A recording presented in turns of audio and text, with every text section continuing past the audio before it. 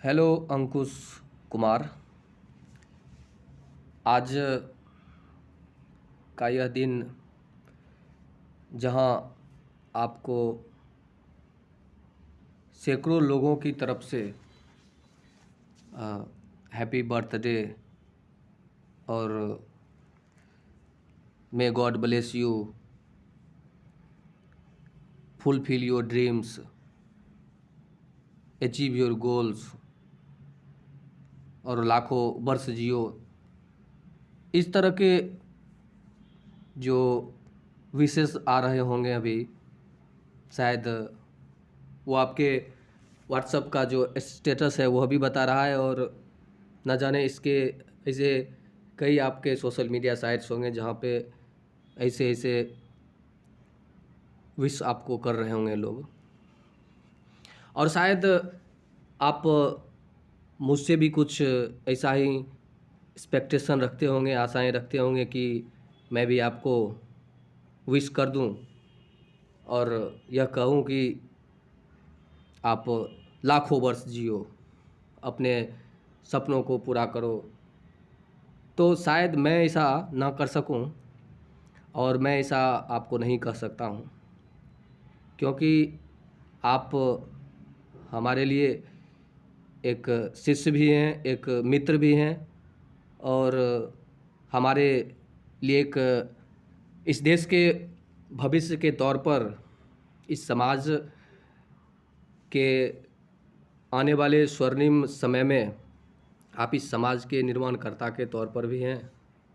तो मैं आज के इस शुभ दिन में कहूँ तो आज आपको खुश नहीं होना चाहिए। आज यह एक उदासी भरा दिन होना चाहिए, क्योंकि जिस तरह से भारत सरकार का रिपोर्ट प्रत्येक वर्ष जारी होता है कि एक व्यक्ति का लगभग जीवन प्रत्याशा 70 वर्ष होता है, तो उससे अधिक अगर कोई व्यक्ति जीता है जिसका स्वास्थ्य सही रहता है तो 80 वर्ष या 90 वर्ष। तो आप भी शायद 80 या 90 वर्ष की उम्र को ज़रूर पूरा करें, भगवान करे आप उससे ज़्यादा भी करें। परंतु मैं भावनाओं की नदियों में बहकर शायद ये ना कह दूं कि आप लाखों वर्ष जिए, क्योंकि हाल ही में मैंने किसी लोगों को देखा कि अपने भाइयों का बर्थडे सेलिब्रेट करते हुए उन्होंने लिखा कि तुम जियो, एक और एक पर उन्होंने लगभग इतना शून्य बैठाया कि काउंट करने पर मैंने देखा कि वो एक महाशंख पहुंच गया। तो उस इमोशन की नदियों में, उस भावनाओं की नदियों में बहकर मैं शायद कुछ ऐसा आशीर्वाद नहीं देना चाहूँगा कि आप एक महाशंख वर्ष जियो। तो आज के इस दिन में मैं चाहूँगा कि आप खुशी कम और उदासी ज़्यादा अनुभव करें, क्योंकि आप अपने जीवन के उन 70 से 80 या मैक्सिमम 90 वर्ष के उम्र में से आपने एक वर्ष गंवा दिया। क्योंकि शायद आपने सुना होगा कि time is money, money is not money but time is money. अगर समय को हम बर्बाद करते हैं तो समय हमें इंटरेस्ट सहित हमें बर्बाद कर देता है। तो मैं चाहूँगा कि इस उदासी भरे दिन में या फिर इस खुशी भरे दिन में आप खुद से पूछें कि आपने जो अपने जीवन के इस 18 वर्ष या 17 वर्ष जो भी आप पूरा कर चुके हैं उसमें आपने क्या सब किया, और in future what you are going to do for yourself and for the society who have give you from all kinds of facility, everything they provide you.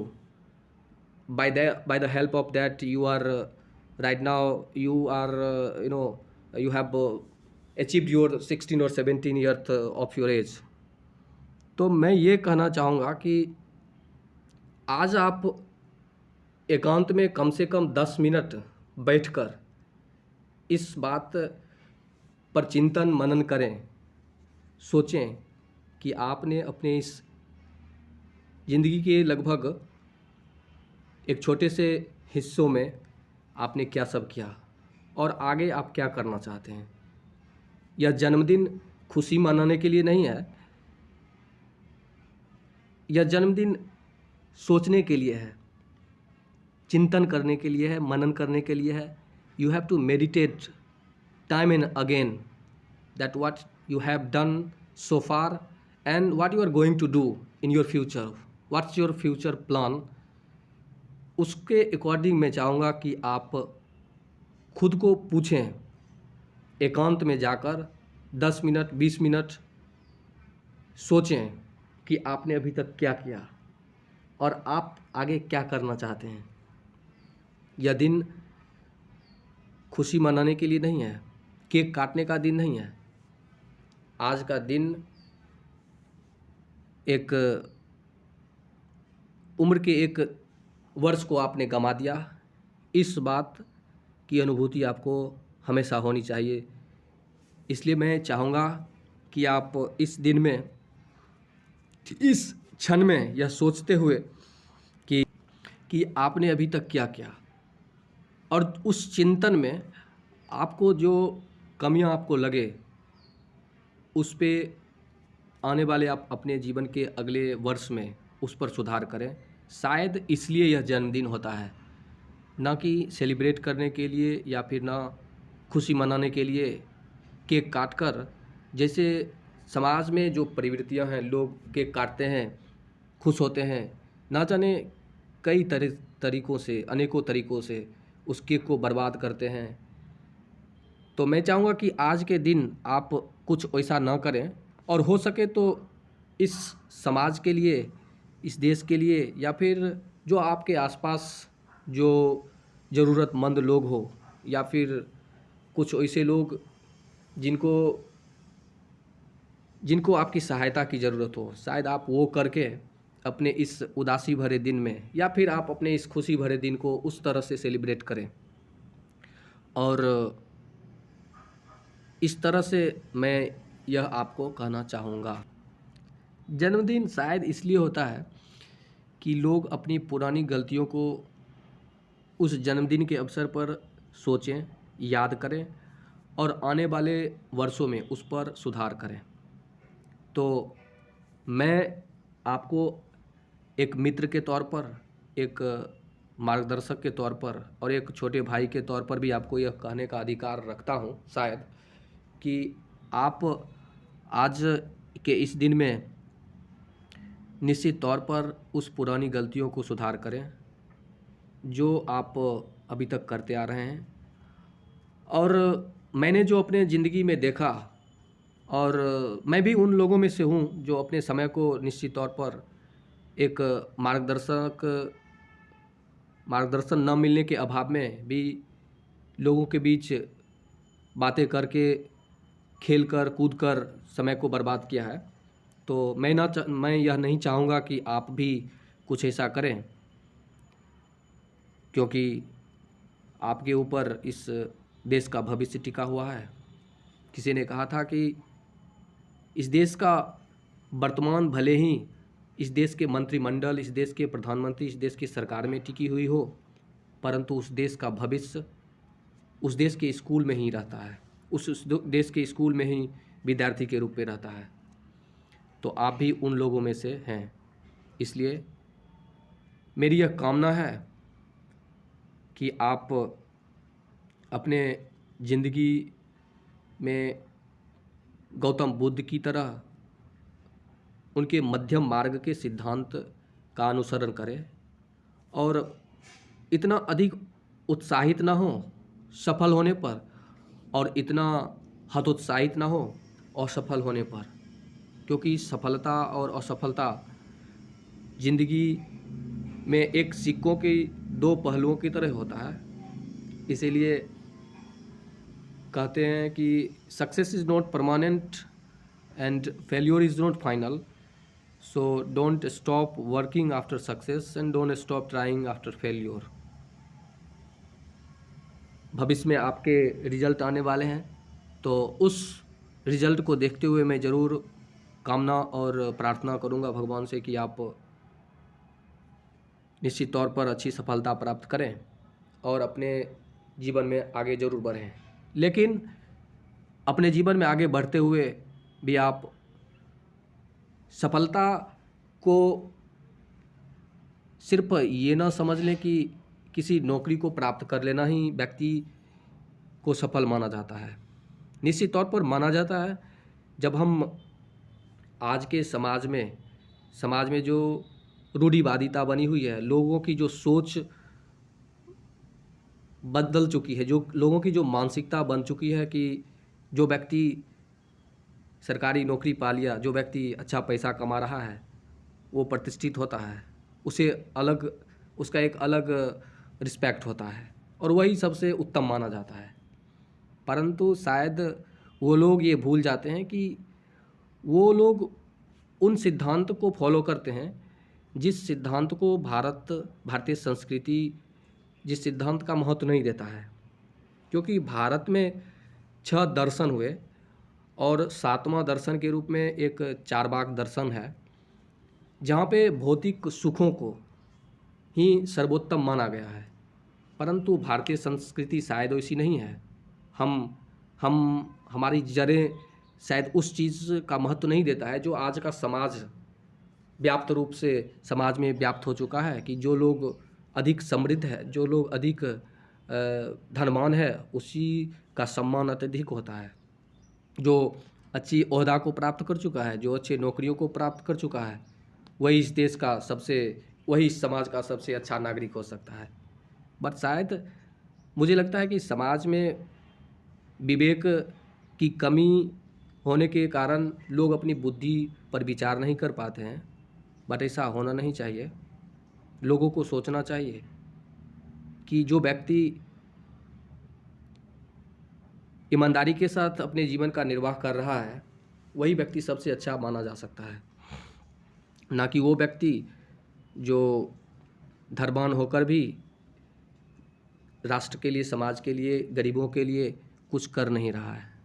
तो मैं आपको अपने भविष्य में सफलताओं के साथ साथ बुद्ध के मध्यम मार्ग को अपनाते हुए, सही गलत का फैसला करते हुए, और बुद्ध ने ही कहा था कि आत्म दीपो भव। जो व्यक्ति खुद से निर्णय करता है, जो सही और गलत का फैसला करता है, जो नीति और अनीति का फैसला स्वयं करता है, जो सही और गलत का फैसला हर समाज में हर व्यक्ति को खुद से करना चाहिए।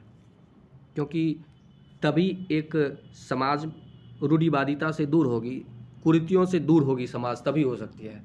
इसलिए आप भी उस मध्यम मार्ग को अपनाएं। और तुलसीदास जी ने कहा कि परहित सरिस धर्म नहीं भाई और परपीरा नहीं समध माई। दूसरे के हित करने में जो धर्म है शायद और किसी काम में नहीं हो सकता है। तो चारवाक दर्शन का अनुसरण आप भी इस समाज के जैसे न करें, क्योंकि चारवाक दर्शन में तो इतना तक स्पष्ट कहा गया है कि या जजीवेत सुखम जीवेत ऋणम कृत्वा घृतम पीबेत भस्मी भूतस्य देहस्य पुनरागमन कुतः। इसका अर्थ कि जब तक जियो खुशी से जियो, ऋण लेकर घी पियो, क्योंकि एक बार शरीर का भस्म हो जाने के बाद यह वापस नहीं आता है। लेकिन भारतीय दर्शन, भारतीय संस्कृति, हमारी जो पहचान है, हम जिस सनातन परंपरा से जुड़े हुए हैं, यह परंपरा इस बात का अनुसरण नहीं करता है। चारवाक दर्शन में तो यहाँ तक कहा गया कि पित्वा पित्वा पुनः पित्वा यावत पतति भूतले उत्थाय च पुनः पित्वा पुनर्जन्म न विद्यते। इट मीन्स कि पियो, वो मदिरा की बात करते हुए कह रहा है कि पियो, इतना पियो, पीते पीते गिर जाओ और गिर के फिर से उठो और फिर से पीना शुरू कर दो, क्योंकि इस जन्म में दोबारा इस धरती पर दोबारा आना नहीं है।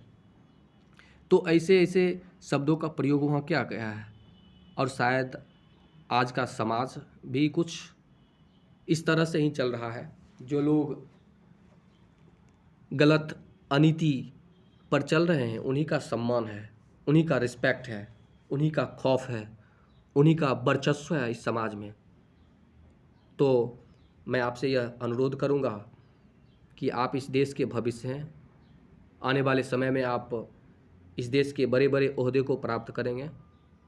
इसलिए अभी से ही, क्योंकि जब व्यक्ति बड़ा हो जाता है और गलत सोच या फिर वो अपने पथिक जब अपने पथ से भटक जाता है तो फिर वो सही मार्ग पर नहीं आ पाता है। लेकिन आप अभी उस उम्र में हैं जो अपने आप को किसी भी मार्ग में ढाल सकते हैं।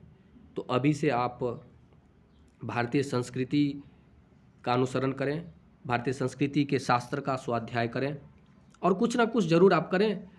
चाहे आप गीता का स्वाध्याय करें, श्री रामचरितमानस का स्वाध्याय करें, या फिर बड़े बड़े जो दार्शनिक हैं हमारे इस देश के, जो बड़े बड़े लोग हैं, गांधी हैं, स्वामी विवेकानंद हैं, अब्दुल कलाम हैं, ऐसे ऐसे लोगों के कीर्ति को पढ़ें, उनके सिद्धांत को देखें कि किस तरह से उन्होंने इस देश के लिए अपने सर्वस्व न्यौछावर कर दिया और गलत के पथ को कभी नहीं पकड़ा।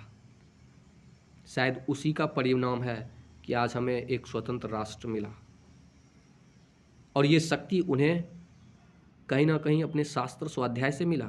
गांधी जो अपने जीवन में हर समय श्री रामचरितमानस को लेकर चलते थे, गीता को लेकर चलते थे, वो राम को अनुसरण करते थे और भारत उस राम के ही बताए गए मार्ग पर, राम के द्वारा जो मार्ग का अनुसरण किया गया, जिस तरह राम एक राजा के रूप में अपने जीवन को बिताए हैं, गांधी ने भारत को भी उस राम राज्य के रूप में ही देखना चाहते थे।